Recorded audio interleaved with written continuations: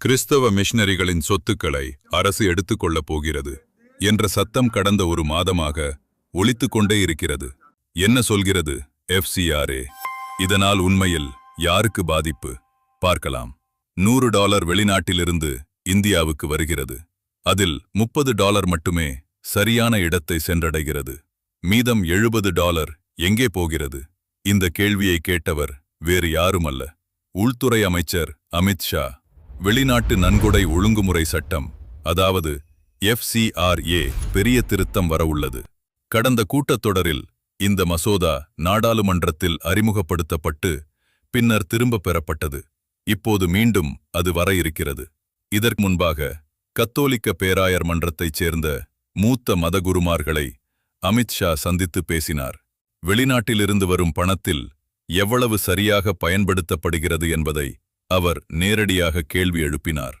இந்தியாவில் தற்போது 14,000 தன்னார்வ தொண்டு நிறுவனங்கள் மட்டுமே இயங்குகின்றன. 25,000 நிறுவனங்களின் அனுமதி ரத்து செய்யப்பட்டுள்ளது. 15,000 நிறுவனங்கள் காலாவதியாகி புதுப்பிக்கப்படவில்லை. புதிய சட்டத்தின்படி 5 ஆண்டுகளுக்கு ஒரு முறை பதிவை புதுப்பிக்க வேண்டும். ஏற்கனவே இயங்கும் நிறுவனங்களுக்கு புதிய விதிகளுக்கு மாற 1 ஆண்டு அவகாசம் கொடுக்கப்பட்டுள்ளது. கல்வி, பண்பாடு, மதம், சுகாதாரம் என எந்த துறையில் இயங்குகிறீர்கள் என்பதை தெளிவாக குறிப்பிட வேண்டும்.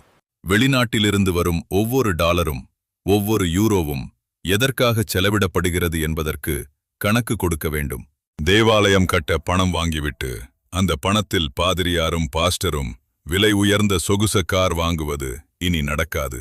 பள்ளி கட்ட வந்த பணம் பள்ளிக்கே செல்ல வேண்டும், வேறு யாருக்கும், வேறு எதற்காகவும் அல்ல.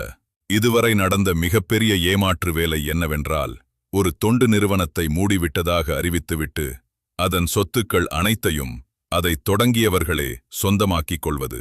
புதிய சட்டம் இதற்கு முற்றுப்புள்ளி வைக்கிறது. இதுதான் எதிர்க்கட்சிகளின் அசல் கவலை.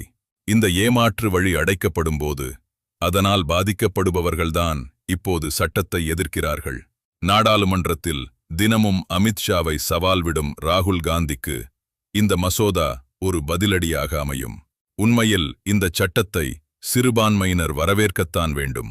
மாறாக காங்கிரஸ் போன்ற கட்சிகளின் அரசியல் விளையாட்டுக்கு இரையாகின்றனர் என்பதே யதார்த்தம். பாஜகவிற்கு எதிராக நீங்கள் நிற்க வேண்டும் எனச் சொல்லி இந்தியாவில் உள்ள சிறுபான்மையினரை மூளைச்சலவை செய்து வைப்பதில் காங்கிரஸ் மற்றும் திமுக போன்ற கட்சிகளின் திறமை தெரிந்ததுதான். எப்படியோ FCRA திருத்தச் சட்டம் வருகிறது.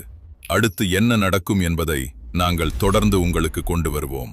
இந்த திருத்தச் சட்டம் தொடர்பான உங்களது கருத்துக்களை கமெண்டில் சொல்லுங்கள்.